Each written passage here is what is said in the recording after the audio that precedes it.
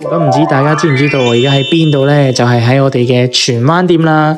咁我哋就今日嚟個快嘅，去睇下我哋荃灣新分店呢一度嘅人流同埋狀況啦。咁我哋一齊嚟睇下先。哇！荃灣店呢度係第二間啊，可以用手推車買嘢啊，有買呢個手推車啊。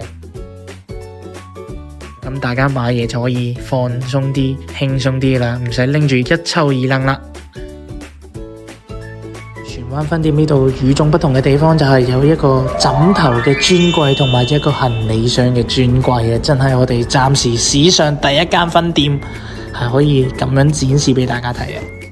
咁如果咁多位見到心儀嘅貨品呢，記住要落返去樓下嗰度嗰個先係收銀處嚟㗎。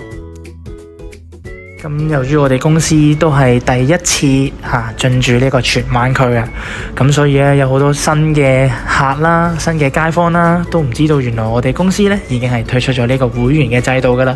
咁如果咁多位街坊老友有興趣嘅話咧，可以喺荃灣分店樓梯呢一度啊，咁啊有個專人靚女啊，可以幫你或者教埋你去點樣去登記翻做我哋淘多多嘅會員啦。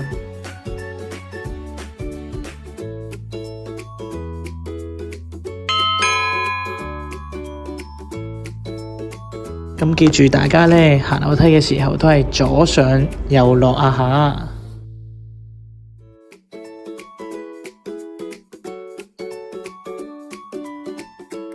大家可以喺下邊留言話俾我哋聽，你哋想參觀一下邊一間分店，我哋就會帶你哋過去噶啦。